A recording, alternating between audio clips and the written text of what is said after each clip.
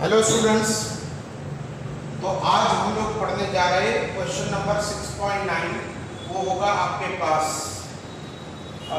Page number 136 पर। देखिए, power is equal, power can be given bye, यहाँ पर अगर क्वेश्चन देखोगे तो a body is initially at rest, it undergoes one dimensional motion with constant acceleration, है ना। तो the power delivered to it all the time is proportional। तो यहाँ पर हम लोग क्या लिखेंगे, power is equal to F into v. Power का ये भी फॉर्मूला है, W अपॉन वी कैन से, ये भी फॉर्मूला तो है ना। अब यहाँ पर देखेंगे हमारे एक्सेलरेशन जो है उसका कांस्टेंट है। देखिए यहाँ पर एक्सेलरेशन उसको कांस्टेंट दिया हुआ है एल यू इज इक्वल टू 0। तो क्या हम लोग v इज इक्वल टू, हम लोग u प्लस के टी, ये वाला नहीं लिखेंगे ना, तो v is equal to 0 plus के टी, क्या ये वाला हम लोग नहीं लिखेंगे, ये वाला इक्वेशन नंबर 2 और ये वाला इक्वेशन नंबर 1 होगा। So power is equal to f, ये कांस्टेंट रहेगा।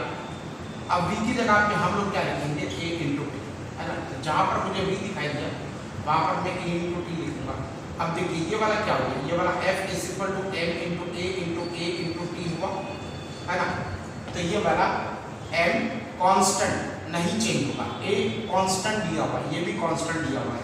तो power is directly proportional to, we can say p। तो power is directly proportional to p in this case.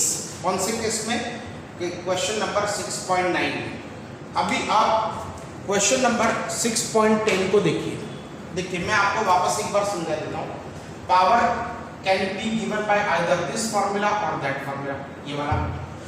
अब हमारे पास a कांस्टेंट है, u भी 0 है, तो u is equal to v is equal to u plus a, तो 0 is equal to, तो ये वाला हो गया f एट t, फैट। और ये m a a t, f की जगह पे m है, तो ये वाला m constant, a constant, a constant, तो p is directly proportional to, we can say p। ये वाला हमारे पास क्वेश्चन नंबर 6.9 आ गया।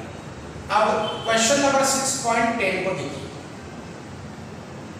क्वेश्चन नंबर 6.10 को देखिए, तो ये 6.10 अगर आप देखोगे तो ये वाला आपको मिल जाएगा। देखिए 6.10, a body is moving unidirectionally under the influence of a source of constant power. Power आपको कांस्टेंट दिया हुआ है, पावर इज कांस्टेंट, है ना।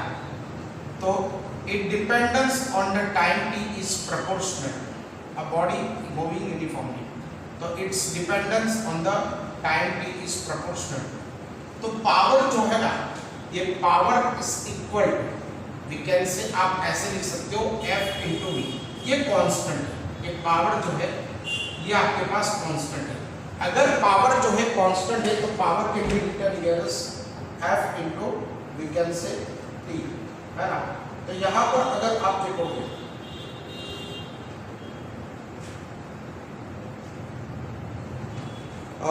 क्वेश्चन के अंदर, a body initially at body moving unidirectionally under the influence of the constant power, its displacement, हमने वही सोचा था कि displacement, yes, displacement in time t is proportional to displacement हमको ढूंढना है। चलिए तो कोई बात नहीं, हम लोग जो है इसको ऐसे लिखेंगे, पावर ये कांस्टेंट है, power is equal to w by t, so w is equal to we can say p into t, और ये वाला हमारे पास कांस्टेंट है, ये वाला वर्क है, so work is equal to we can say f into d, या तो डिस्प्लेसमेंट हो गया f इंटू d, ये वाला हमारे पास हो गया p into t, p constant है, इतना याद रखना।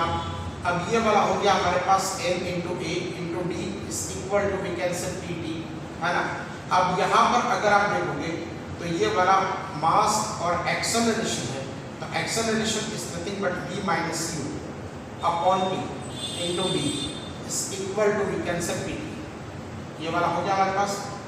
अब हमारे पास देखेंगे यहाँ पर d डिस्प्लेसमेंट अपॉन टाइम, तो ये वाला भी हमको, लेकिन ये वेलोसिटी चेंज हो रही है ना। सो ये वाला क्या हो जाएगा, m v minus n u upon t into d। एक मिनट मुझे कैलकुलेशन कर लेने दीजिए एक उसके अंदर।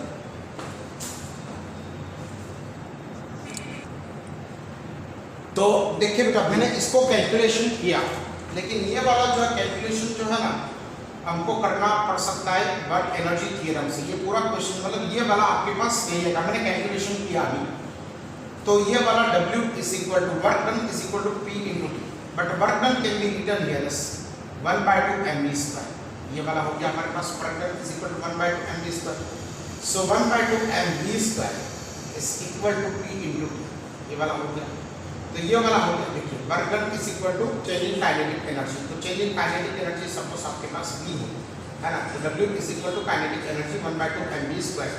सो v² is equal to 2pt by m हो गया। अब ये v², तो ये v क्या हो गया, ये v हो गया 2pt बाय m। अब अगर आप देखोगे तो v is equal to 2pt by m। अब ये 2b कांस्टेंट है, pb कांस्टेंट है, t वेरिएबल है और mb कांस्टेंट है। अब v इज इक्वल टू क्या आ जाएगा, ये dx बाय dt है ना, तो v is equal to dx by dt। So it can be written here as 2p upon m, और ये t जो है ना इसका भी स्क्वायर रूट, इसका भी स्क्वायर रूट। हम लोगों ने क्या कर दिया, ये दो कांस्टेंट है ना, मतलब ये न्यूमरेटर और डिनोमिनेटर 2p और m, इसको हम लोगों ने अलग कर दिया। तो ये वाला हो जाएगा dx is equal square root of 2p by m into t raised to 1/2, इसकी जगह पे मैं 1/2 लिख दिया विद रिस्पेक्ट टू आपके पास क्या हो गया dt। Now they are asking us to find out the displacement proportionality on the time. So what we will do here, we will take the integration. So if x is equal to integration of dx, so x is equal to, अगर आप ये देखोगे यहाँ पर तो ये वाला आपके पास हो जाएगा square root of 2p by m into t raised to 1/2 with respect to आपके पास dt आ गया। तो ये वाला क्या आ जाएगा, x is equal to square root of 2p by m है ना, ये वाला कितना आ जाएगा, ये बाहर, और integration of t raise to 1/2 with respect to dt। So x is equal to square root of 2p by m, और यहाँ पर क्या आ जाएगा t raise to 1/2 plus 1 upon 1/2 plus 1।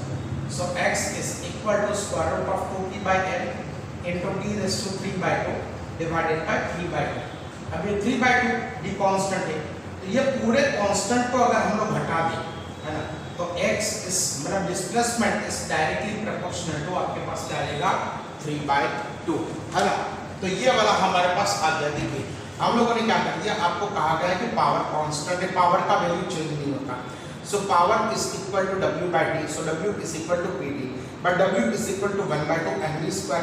ये भी हम लोग लिख सकते हैं ना, work done is equal to change in kinetic energy. So 1/2 mv², इसकी जगह पे हम लोगों ने यहाँ पर 1/2 mv² is equal to pt लिख दिया। So v² is equal to 2pt by m। So हम लोगों ने यहाँ पर दोनों साइड पे स्क्वायर रूट ले लिया। अब ये t जो वेरिएबल है उसको अलग कर दिया और कांस्टेंट टर्म को अलग कर दिया। So dx is equal to square root of 2p by m into t raise to 1/2 with respect to dt। So x is equal to integration of dx, अगर इंटीग्रेशन लेंगे तो ये वाला कांस्टेंट टर्म को हमको बाहर निकालना पड़ेगा, और ये वाला आपके पास आ जाएगा t रेज़ टू 1/2 का इंटीग्रेशन विद रिस्पेक्ट टू आपके पास dt है, तो कांस्टेंट है ये, तो उसमें इंटीग्रेशन में बाहर ही निकलेगा। तो ये वाला आपको फार्मूला याद है ना, क्या फार्मूला था, x raise to n with respect to dx। ये वाला क्या हो जाएगा x raise to n plus 1 upon n plus 1, तो t raise to 1 plus 1/2 plus 1 upon 1/2 plus 1, तो t रेज़ टू 3/2 आपके पास आंसर आ जाएगा।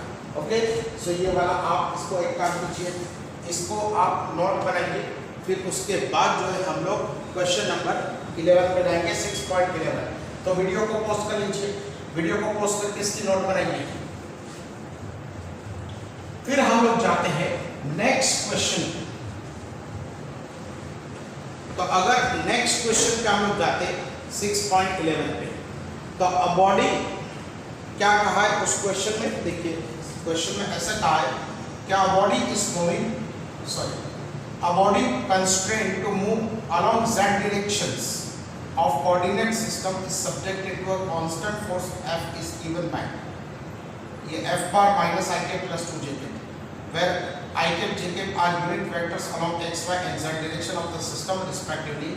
What is the work done by the force moving a body a distance of 4 meter along z axis? अब देखिए हमारे पास कोई ऐसी system है जैसे यहाँ पर x है, y है और z है ना, तो ये बॉडी को सिर्फ z डायरेक्शन में ही कंस्ट्रेन किया जाता है मोशन के लिए, मतलब this body is not able to do motion in x and y direction.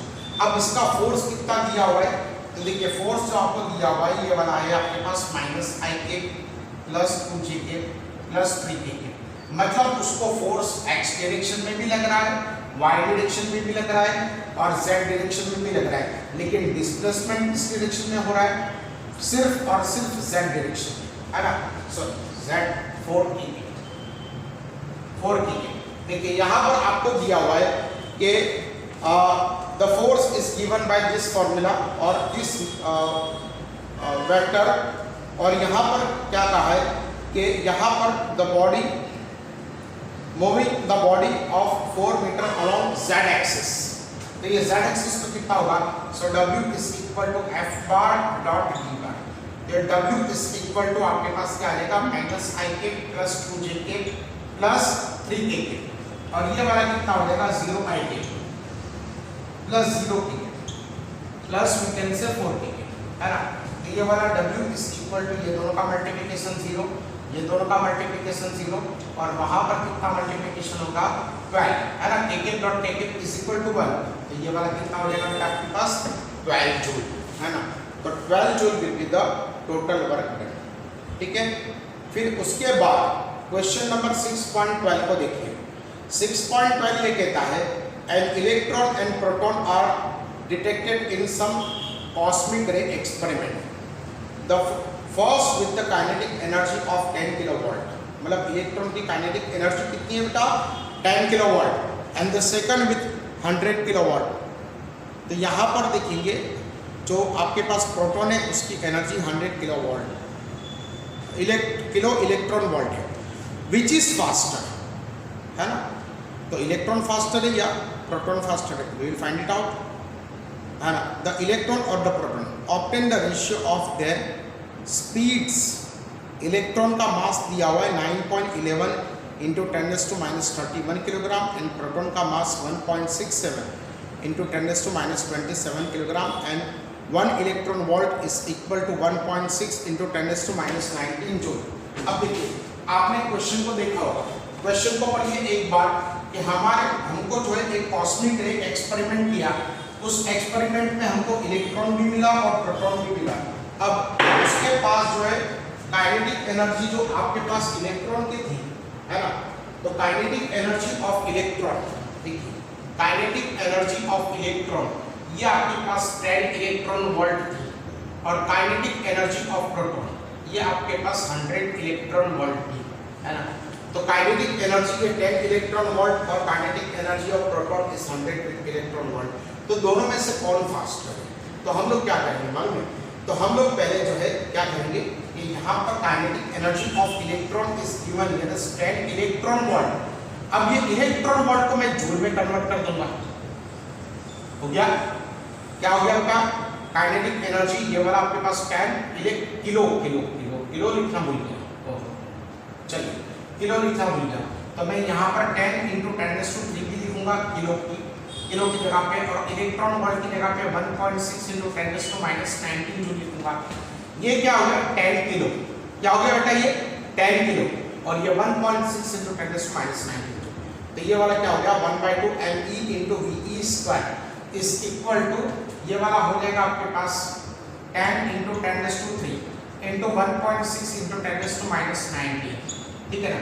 तो ये वाला आपके पास क्या हो जाएगा, so ve square is equal to 2 यहाँ पर चला जाएगा 2 इंटू 10⁻⁴ हो जाएगा ये, और ये वाला हो जाएगा 1.6 इंटू 10⁻19 जूल, ठीक है ना, एंड डिवाइडेड बाय me, ये मास इलेक्ट्रॉन यहाँ पर आ जाएगा, तो ये ve स्क्वायर क्या हो जाएगा, तो 2 इंटू 10⁻² इंटू 1.6। चलिए अब इसको हम लोग एक काम करते हैं, ये दोनों का मल्टीप्लिकेशन कर लेते हैं, तो 3.2 और ये दोनों का मल्टीप्लिकेशन हमारे पास हो जाएगा 10⁻15, है ना।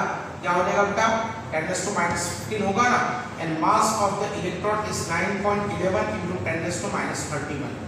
तो ये वाला आपको क्या मिलेगा, इसका अगर आप देखोगे तो ये दोनों का डिवीजन करना है, और यहाँ पर अगर आप ये लोगे तो 10⁻16 आपको मिल जाएगा, मिलेगा ना 31 माइनस। अब ये दोनों का डिवीजन सपोज ब्लैंक आता है, ठीक है ना, तो ये ब्लैंक हम लोग आपको ये कैलकुलेट करना है 3.2 डिवाइडेड बाय 9.11, ये आप कैलकुलेट करके यहाँ पर लिखिए, फिर उसके बाद जो दोनों साइड पे स्क्वायर रूट लीजिए, तो square root is equal to blank into 10⁻16। तो ये वाला आपके पास इसका स्क्वायर रूट निकलेगा into 10⁸ metre per second will be the velocity of, आपको क्या मिलेगा, इलेक्ट्रॉन। तो इलेक्ट्रॉन की वेलोसिटी आपको कितनी मिल गई, ये वाला blank into 10⁸ metre per second will be the velocity of the electron. Late us say this is our equation और result number 1. Similarly we will find out the velocity of proton. So what we will do here, we will apply the same procedure to find out the velocity of the proton. तो velocity of proton हम लोग कैसे ढूंढेंगे बेटा यहाँ पर, तो देखिए यहाँ पर हम लोग इसको ऐसे ले लेके जाएंगे यहाँ पर, तो ये वाला हो जाएगा 1/2 mp into vp square, है ना, kp is equal to 100 into 10⁻³ kilo, और इलेक्ट्रॉन वोल्ट की जगह पे हमारे पास ये आ जाएगा 10⁻⁻19 जूल। अब ये वाला क्या हो गया 1.2 और ये वाला 1.6 into 10⁻⁻27 है, देखिए आपको दिया हुआ है ना, 1.6 into 10⁻⁻27 आपको दिया हुआ है। और यहाँ पर वेलोसिटी ऑफ द प्रोटॉन का square is equal to 10⁻5 into 1.6 into 10⁻⁻19 joule. ये वाला आपके पास आ गया।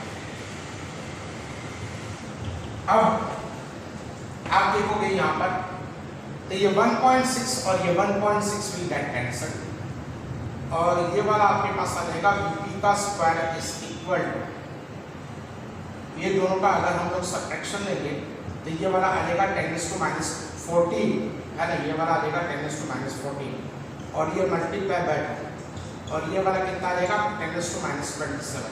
सो Vp का स्क्वायर ये वाला कितना आ गया आपके पास, सो Vp का स्क्वायर अगर आप देखोगे तो 10⁻15 आ जाएगा, yes, that will be equal to 10⁻15 into we can say 2। अब 10⁻15 का स्क्वायर रूट हम लोग नहीं निकाल पाएंगे, तो हम लोगों को क्या करना है मालूम है, Vp will be equal to 10⁻14 into 20 लिखना है ना, क्योंकि 10⁻15 का स्क्वायर रूट निकालने जाओगे तो उसका आधा कैसे करोगे, 7.5 नहीं होगा, तो आपको क्या करना है, यहाँ पर 10⁻15 की जगह पे यहाँ पर 10⁻14 रखना है। सो Vp is equal to 10⁻7 into square root of 20 जो आएगा, तो ये वाला आपको Vp मिल जाएगा, velocity of proton metre per second. फिर उसके बाद जो है हमको क्या ढूंढना है, हमको दोनों की वेलोसिटी का, अगर आप देखोगे तो दोनों की वेलोसिटी का अगर हम लोग देखेंगे तो यहाँ पर दोनों की वेलोसिटी का हम लोगों को रेशियो निकालना है, पहले इलेक्ट्रॉन है और फिर बाद में प्रोटॉन है। तो हम लोग क्या करेंगे, हम लोग जो है Ve डिवाइडेड बाय Vp ये निकालेंगे, ये आपको निकालना है, Ve जो पहले मिला था वो, Vp जो मिला था वो, तो ये आपको इतना रेशियो मिलेगा। ओके, सो ये वाला भी आप लिख लीजिए, इसको वीडियो को पोस्ट करके इसको लिख लीजिए। फिर उसके बाद जो है क्वेश्चन नंबर 6.13 पर हम लोग जाएंगे, वीडियो को पोस्ट कर लीजिए और इतना जो है आप इसको लिखिए। फिर हम लोग जाएंगे नेक्स्ट क्वेश्चन,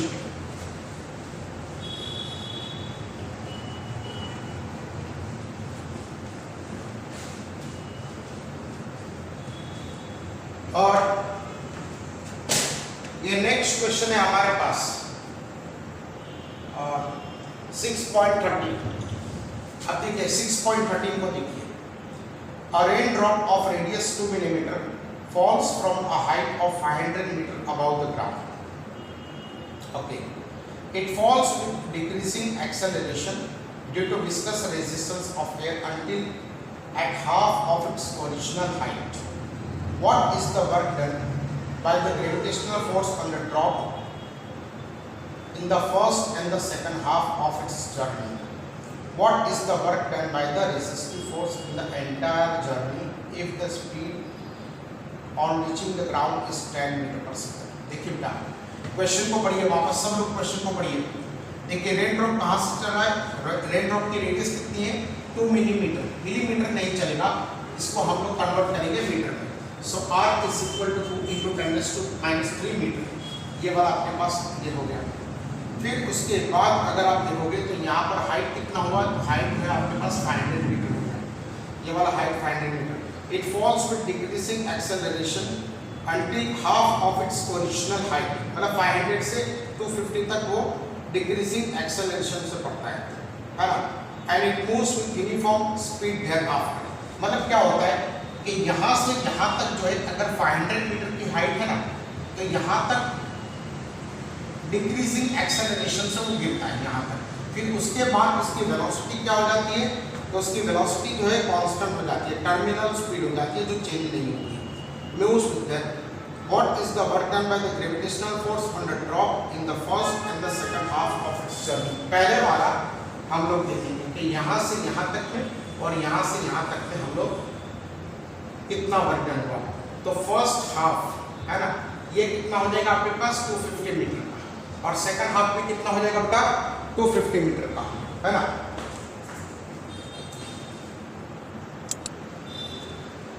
अब देखिए बेटा, हम लोग जो है फर्स्ट हाफ में मतलब यहाँ से यहाँ तक में ग्रेविटेशनल फोर्स ने कितना वर्क किया, तो work is equal to we can say F bar cross D bar. अच्छा, ग्रेविटेशनल फोर्स जिस डायरेक्शन में लग रहा था उसी डायरेक्शन में ये डिस्प्लेसमेंट भी हो रहा था। अब यहाँ से यहाँ पर आएगा तो जिस डायरेक्शन में ग्रेविटेशनल फोर्स लगेगा उसी डायरेक्शन में डिस्प्लेसमेंट होगा, तो ये वाला हो जाएगा Fg। चलिए Fg d cos z, ठीक है बेटा। तो ये वाला कितना हो जाएगा mg into we can say d, है ना। सो w ये वाला m कितना हो गया, तो m हमको नहीं मालूम, अब हमारे पास m नहीं मालूम है, तो m is equal to density into volume into g into we can say d, because density is equal to we can say mass divided by volume. तो ये वाला कितना हो गया, तो w इज इक्वल टू आपके पास कैसे हो गया, ये 10⁻³ हो गया। ये वाला क्या हो गया 4/3 पाई r³, ये वाला हो गया ना। g की जगह पे आप 10 लिख दीजिए, है ना, और d की जगह पे आप क्या लिखिए, d की जगह पे आप जो है वापस 250 मीटर लिख दीजिए, है ना। तो ये जो आया, ये आया work done by the gravitational force in the first half. तो work done by the gravitational force in the first half can be given by this way. अब ये कैलकुलेशन आपको करना है। देखिए यहाँ पर r की जगह पे आप क्या लिखोगे, तो ये वाला हो गया आपके पास 10⁻³ इंटू 4/3, और ये वाला हो गया 3.14, और ये वाला हो गया 2 इंटू 10⁻³ का क्यूब, है ना। और यहाँ पर आप देखोगे तो 250, ये वाला आपके पास 250 इंटू 10, तो 2500 joule will be the work done during the first half of the it's journey. फिर उसके बाद जो है सेकंड क्वेश्चन जो आपकी टेक्स्ट बुक में लिखा हुआ है वो ये है क्या, सेकंड क्वेश्चन उसी के अंदर आपके यहाँ पर मिलेगा कि what is the work done by the gravitational force on the drop in the first and the second half of its journey. तो सेकंड हाफ में भी इतना ही वर्क डन करेगा वो, है ना। तो work done in the second half,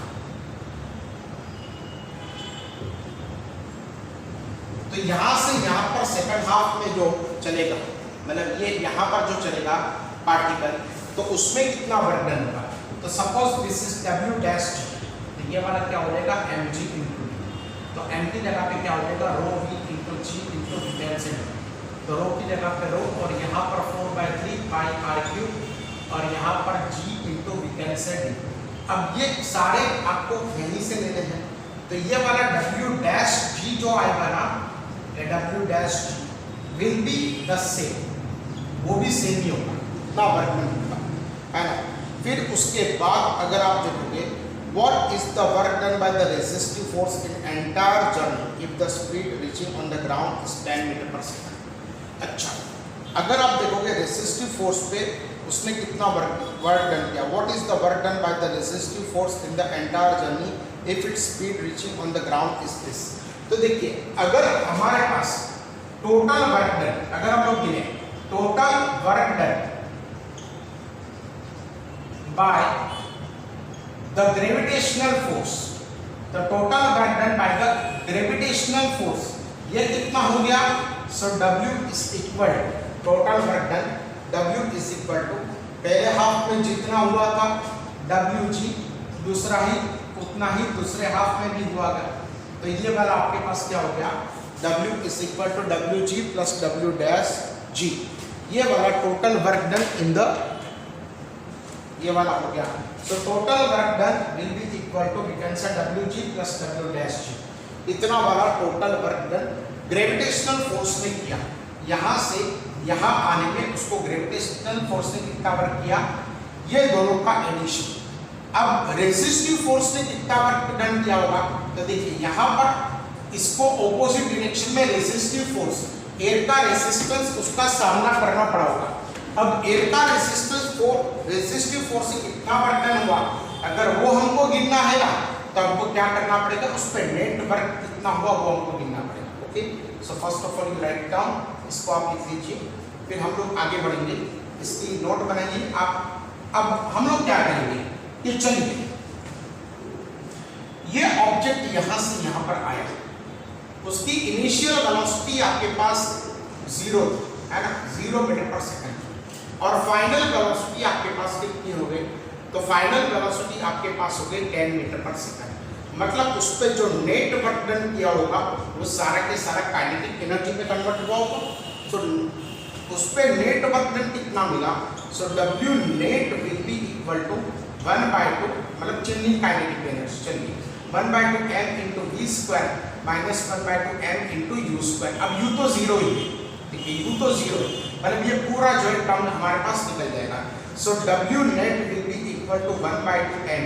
अब m हमको नहीं मालूम, तो यहाँ पर भी हम लोग रो इंटू v लिखेंगे, और ये into v cancel v square, तो ये वाला W net is equal to 1/2 into 10⁻³ और ये वाला हो जाएगा 4/3 पाई r³ है ना, ये वाला। और v की लगा के हम लोग क्या लिखेंगे, तो ये वाला आपके पास लिखेंगे 10²। तो ये वाला आपके पास जो आए वो नेट वर्क डन होगा। अब नेट वर्क डन होगा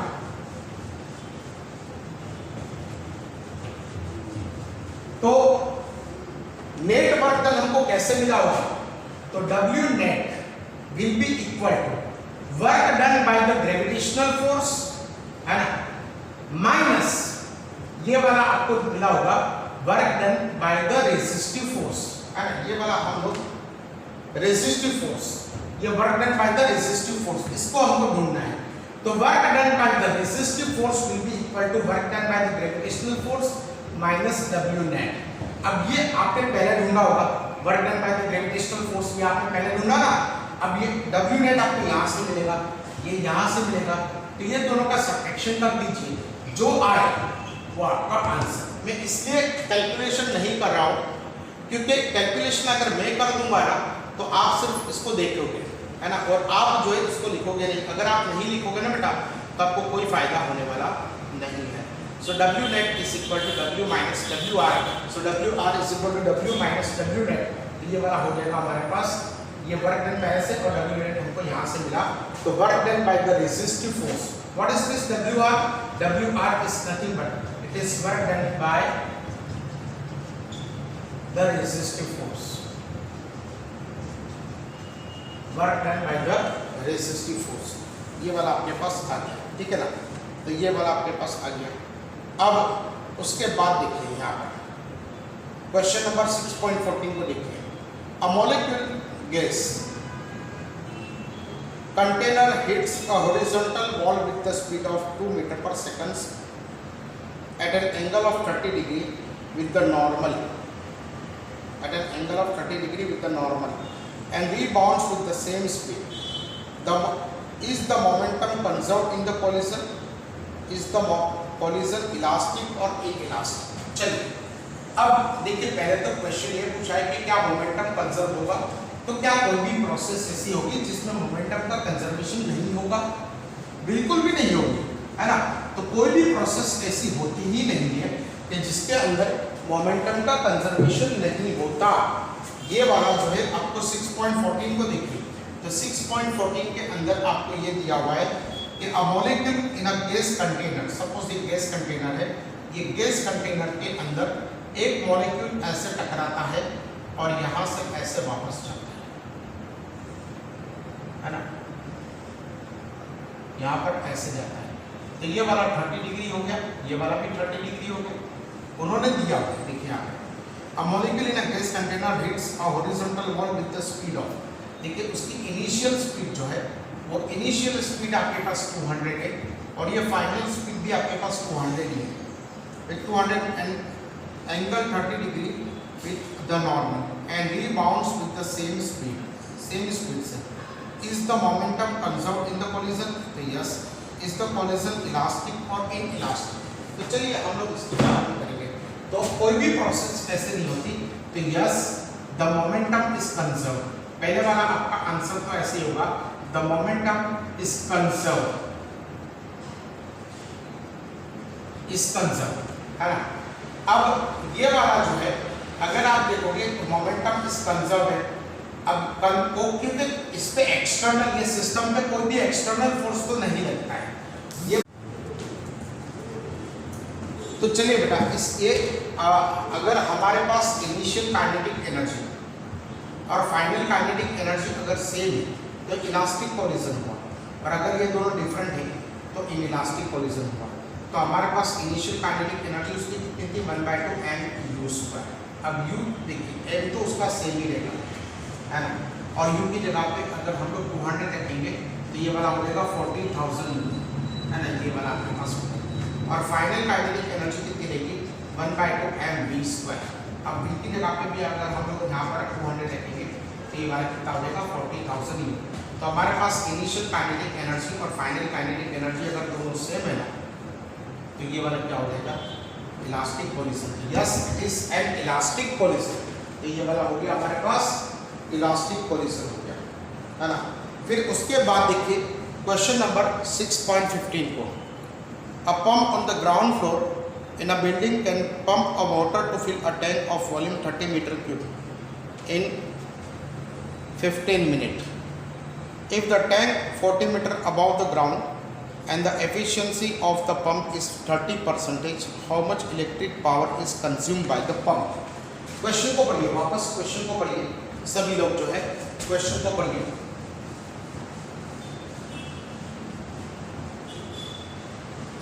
अब अगर आप क्वेश्चन को पढ़ेंगे तो ये वाला 6.15 आपको ऐसे कहा जाएगा कि यहाँ पर जो आपके पास एक वाटर का पंप है, अब ये वाटर का पंप यहाँ से पानी को ऊपर की तरफ चढ़ाता है ना। तो यहाँ पर 30 मीटर क्यूब का 15 मिनट में चढ़ाता है, मतलब यहाँ पर वॉल्यूम आपको 30 मीटर क्यूब दिया गया है। तो यहाँ पर 30 मीटर क्यूब आपको दिया गया है, और यहाँ पर जो है time it is given here is 15 minutes, है ना। तो ये वाला आपके पास 15 मिनट जो है टाइम आपको दिया गया है ना बेटा।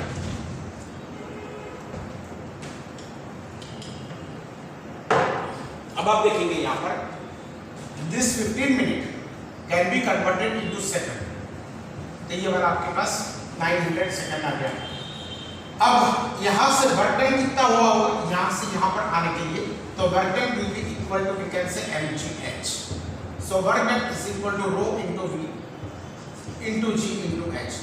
सो work done is equal to 10⁻3, ये वाला आपके पास 30, g आपके पास 10 और h आपके पास 40 मीटर दिया हुआ है। देखिए यहाँ पर आपने उन लोगों ने दिया हुआ है कि 40 मीटर अबाव द ग्राउंड। अब देखिए हमको वर्क डन कितना मिला, तो work done will be equal to 1 ये 2 ये 12 1 2 3 और ये 10⁻3 मतलब ये 10⁻6 जूल। इतना हमको नेट वर्क मिला, है ना, इतना हमको क्या मिल गया नेट वर्क मिला। अब उस यहाँ पर क्या हुआ, तो यहाँ पर वर्क डन जो किया किसने, पंप ने, वो किसके अगेंस्ट में किया, ग्रेविटेशनल फोर्स के अगेंस्ट में किया। सो mg इंटू h, सो rho v into g into h। तो अगर ये वाला करोगे तो ये वाला आपके पास 12 इंटू 10⁻6 जूल आपके पास आ गया। अब यहाँ पर हम लोग पावर ढूंढेंगे, so power is equal to work done by time taken. So power is equal to 1200 into 10⁻4 divided by आपके पास 900 हुआ। ये दोनों कैंसिल हो गया, तो ये वाला work done will be equal to 4/3, तो ये वाला हो गया 4/3 इंटू 10⁻4 वाट। ये वाला आपके पास पावर हो गया। अब ये पावर जो है इतना आपने यूज किया। अब उसके बाद क्या क्या है कि if how much electric power is consume by the pump if the efficiency is only 30%। तो देखिए बेटा यहाँ पर एफिशिएंसी कितनी है, तो एफिशिएंसी इज ओनली 30%। मतलब क्या, उसने 30% यूज करके इतना पावर हमको दिया, मतलब वो पावर में उसका जो ये जो आपके पास इलेक्ट्रिक पंप है उसने 30% यूज किया, तो हमको पावर इतना मिला 4/3 इंटू 10⁻⁴ आपके पास 4 है ना। और अगर उसने 100% मतलब परसेंटेज 30 हो तो हमको इतना पावर मिल जाए।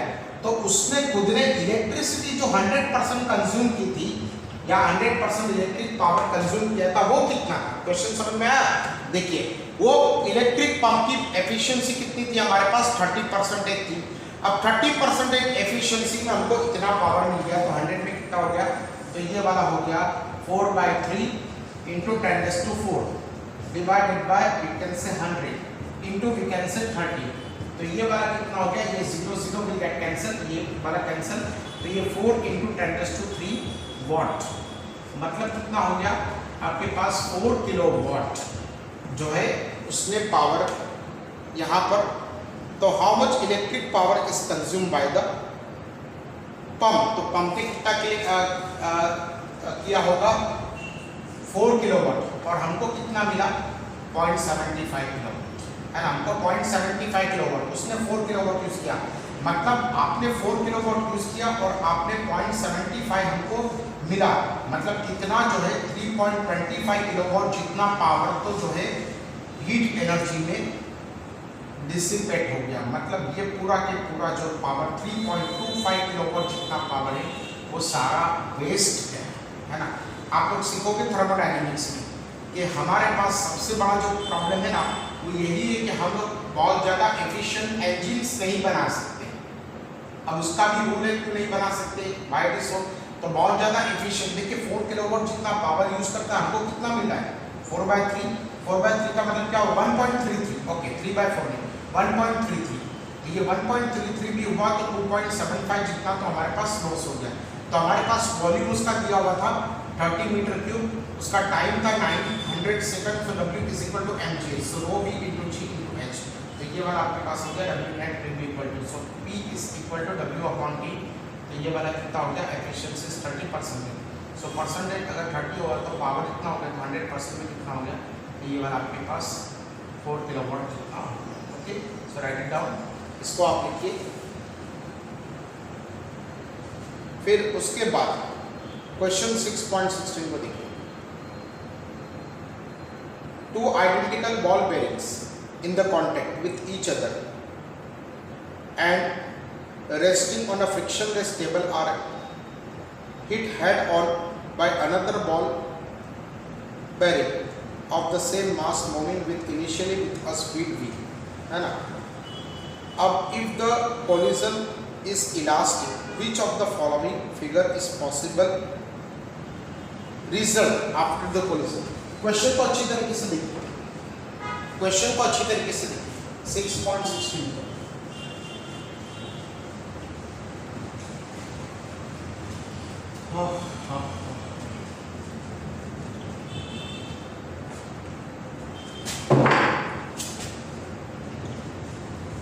तो ये 6.16 को देखिए। यहाँ पर एक बॉल जा रहा है विद वेलोसिटी में। अब ये दो बॉल स्टेशनरी है ना, ये दो ball stationary, this is 1 2 and 3। अब ये टकराएंगे तो ये स्टेशनरी होगी, ये दोनों बॉल चलेंगे 2 और 3, ये स्टेशनरी हो जाएगा और ये दोनों v/2। क्या ये रिजल्ट पॉसिबल है? गिनते हैं हम लोग क्या ये रिजल्ट पॉसिबल है या नहीं। कि अगर एक बॉल ये दोनों को टकराया जो स्टेशनरी थे, तो ये पहला बॉल स्टेशनरी हो गया और दोनों चलने लग गए v/2 वेलोसिटी से। क्या ये पॉसिबल है? तो हम लोग देखते हैं इनिशियल काइनेटिक। देखिए आपको दिया गया है वहां पर कि collision is elastic in nature.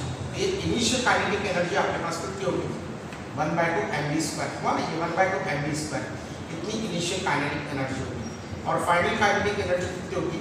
1/2 m, और यहाँ पर ये कितना होगा? v/2 का स्क्वायर प्लस 1/2 m इंटू यहाँ पर v/2 का स्क्वायर, है ना, ये final kinetic energy. So Kf is equal to 1/2 mv²/4, यहाँ पर प्लस 1/2 mv²/4। अब ये दोनों का एडिशन हम लोग करेंगे। So Kf is equal to 2 into 1/2, ये वाला हो जाएगा mv²/4। अब ये 2 कैंसिल हो गया, हुआ ना, ये वाला कितना हो गया kf is equal to 1/4 mv²। क्या ये पॉसिबल है? देखिए अगर कोलिजन इलास्टिक है ना तो initial kinetic energy must be equal to final kinetic energy. तब देखिए यहाँ पर पहले वाले में आप देखोगे तो इनिशियल काइनेटिक एनर्जी तो इतनी थी, फाइनल काइनेटिक एनर्जी 1/4 mv² हो गई। तो क्या ये पॉसिबल है? ये इलास्टिक कोलिजन में तो बिल्कुल भी पॉसिबल नहीं है। So this is not possible. ये वाला जो है हमारे पास पहला वाला जो रिजल्ट मिल रहा है, जो आपको बताया गया है कि ऐसे दो बॉल चलने लग जाएंगे, ये पॉसिबल नहीं है। Why it is not possible? Because collision is elastic in nature, और अगर इलास्टिक नेचर का कोलिजन है तो इनिशियल काइनेटिक एनर्जी और फाइनल काइनेटिक एनर्जी दोनों सेम रहेगी। अब ये वाला पहला वाला बॉल चलता है 0 से, अब ये वाला 2 और 3 यहाँ पर, तो यहाँ पर अगर आपको देखेंगे यहाँ पर तो ये वाला 1 और ये वाला 2, ये वाला v इज इक्वल टू 0, और यहाँ पर ये 3 जो है ये सिर्फ v की स्पीड से चलता है। क्या ये पॉसिबल है? चलिए हम लोग देखते हैं। देखिए इसकी इनिशियल काइनेटिक एनर्जी कितनी होगी, तो 1/2 mv²। ये तो स्टेशनरी है ना, तो इसकी कोई काइनेटिक एनर्जी नहीं होगी। अगर आप इतना भी चाहो ना तो यहाँ पर देखेंगे तो यहाँ पर देखिए यहाँ पर इसकी वेलोसिटी 0 हो जाएगी, और फाइनल काइनेटिक एनर्जी कितनी हो जाएगी 1/2। ये तो स्टेशनरी है, तो ये वाला हो जाएगा 1/2 mv² है ना। ये वाला इसका भी मास m है, सभी का मास m, तो ये वाला आपके पास m है। तो ये वाली 1 और ये वाली 2, तो ये वाला कितना हो जाएगा ki is equal to kf। तो यहाँ पर क्या हो जाएगा, तो यहाँ पर देखिए ki is equal to kf हो गया, तो इसका मतलब हो गया यहाँ पर कि ये क्वाइट पॉसिबल है, ये रिजल्ट जो है आपका पॉसिबल है। अब तीसरा रिजल्ट को देखिए, ये रिजल्ट पॉसिबल है। देखिए इसके अंदर इनिशियल काइनेटिक एनर्जी और फाइनल काइनेटिक एनर्जी दोनों सेम आ रही है। देखिए दोनों सेम आ रही है ना, क्योंकि यहाँ पर एक चल रहा है, वहाँ पर वो लास्ट वाला चल रहा है। बाकी ये पहले तो लास्ट वाले जो स्टेशनरी है उसमें पहले तो स्टेशनरी, ये क्वाइट पॉसिबल है। तो ये वाला हमारे पास पॉसिबल रिजल्ट है। अब तीसरा रिजल्ट क्या है, तो तीसरा रिजल्ट हमारे पास ये कि ये तो चलता है, उसके बाद जो है यहाँ पर ये तीनों 3 चलने लगेंगे। उसमें कहा है कि ये तीनों 3 v/3 की वेलोसिटी से चलने लगेंगे। तो क्या ये पॉसिबल है? तो देखेंगे हम लोग इनिशियल काइनेटिक एनर्जी तो उतनी ही रहेगी। अब यहाँ पर फाइनल काइनेटिक एनर्जी को गिनते हैं, तो 1/2 m इंटू v/3 का square plus 1/2 m into we can say v/3 का square plus 1/2 m into we can say v/3 का स्क्वायर, है ना। तो ये वाला कितना हो गया kf इज इक्वल टू 1 2 और 3, तो 3 हो गया इंटू 1/2 m, और यहाँ पर क्या होगा v²/9, 1 है v²/9। तो ये वाला कितना हो गया 3/2। चलिए अब इसको अगर हम लोग डिवीजन में कर दें, 3 3 से 9, तो ये 1/6 mv²। अब इलास्टिक कोलिजन में क्या final kinetic energy initial kinetic energy दोनों सेम नहीं होगा, होगा ना, तो ये दोनों सेम नहीं है। तो ये वाला जो है हमारे पास ये भी पॉसिबल नहीं, ठीक है ना। तो ये वाला भी पॉसिबल हमारे पास नहीं होगा, ठीक है ना। तो ये वाला हमारे पास पॉसिबल नहीं है। अब हम लोग जो 6.17 को देखते हैं, इसको देखते हैं बेटा 6.17 को। अब देखिए 6.17 को अगर आप देखोगे तो वो आपको क्या मिलेगा, आपको दिखाई दे रहा है ना सही तरीके से। चलिए तो यहाँ पर देखिए, यहाँ पर the bob of a pendulum is release from 30 degree to the vertical, hits another bob B of the same mass at rest on the table as shown in figure 6.15. How high does the bob on the bob A? How high does bob A rise after the collision? Neglect the size of the bob and assume the collision to be elastic. अगर देखिए यहाँ पर बहुत अच्छी तरीके से दिया हुआ है, क्वेश्चन को देखिए, क्वेश्चन को देखिए, ये वाला आपके पास कौन है, यहां पर ये दूसरा बॉब पड़ा हुआ है। अगर ये कोलिजन इलास्टिक होगा तो इनिशियल काइनेटिक एनर्जी और फाइनल काइनेटिक एनर्जी सेम होगी ना, तो ये सारी के सारी काइनेटिक एनर्जी इसको दे देगा। मतलब अगर इलास्टिक कोलिजन हुआ तो ये बॉब यहां से ऐसे बैठ जाएगा, यहाँ पर ऐसे बैठ जाएगा और ये ए बॉब जो है ये यहाँ पर बैठ जाएगा और बी जो है ना ये मोशन करने लग जाएगा। ये बी बॉब जो है will be moving with velocity v, है ना। ये वाला यहाँ पर स्टेशनरी हो जाएगा अगर इलास्टिक कोलिजन है तो अब उन्होंने क्या पूछा है कि ये कितना ऊंचे लगेगा। ये तो बिल्कुल भी ऊंचाई पे नहीं जाएगा क्योंकि ये बॉब यहाँ से आया, यहाँ पर टकरा के उसको यहाँ पर बैठ गया। तो यहाँ पर अगर बैठ गया तो ये वाला जो है अगर आप देखोगे तो यहाँ पर इसका ये मोशन जो है यहाँ पर उसका रुक गया। तो ए का मोशन अगर रुक गया, देखिए यहाँ पर the Bob A of a pendulum is release from 30 degree to the vertical hits another bob b of the same mass rest on the table as shown in the figure. How high does the bob rise after the collision? Collision के बाद जो है वो bob a rise नहीं होगा. Neglect the size of the bobs and assume the collision to be elastic. Elastic होगा तो initial kinetic energy और final kinetic energy same होगी। मतलब ये सारा के सारा जो है ये bob a अपने पूरा velocity को उसको दे देगा। फिर देखिए क्वेश्चन नंबर 6.18 को देखिए। तो यहाँ पर आंसर क्या होगा? तो the height of the Bob after collision, the height of the Bob A after collision will be 0, है ना, will be 0।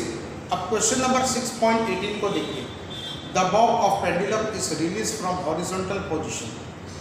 Okay, if the length of the pendulum is 1.5 metre, what is the speed with which the bob arrives at the lowermost point, given that it dissipates 5% of its initial velocity against the air resistance? Okay, देखिए बेटा इस question को देखिए 6.18 को देखिए, question number 6.18 को देखिए। तो अगर 6.18 को अगर हम लोगों ने देखा यहाँ पर तो ये वाला क्या है कि a bob of pendulum is released। यहाँ पर ये बॉब है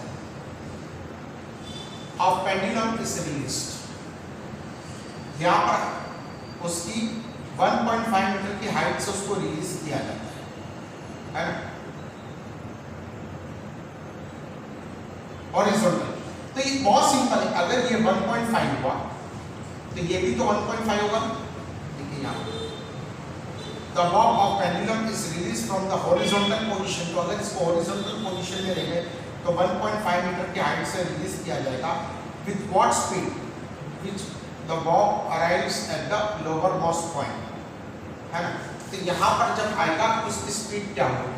तो बहुत सिंपल है, जब ये यहाँ से नीचे की तरफ आएगा तो वर्क हमको कितना मिलेगा? तो वर्क हमको जो मिलेगा वो इसकी काइनेटिक एनर्जी में जितना चेंज होगा वो मिलेगा।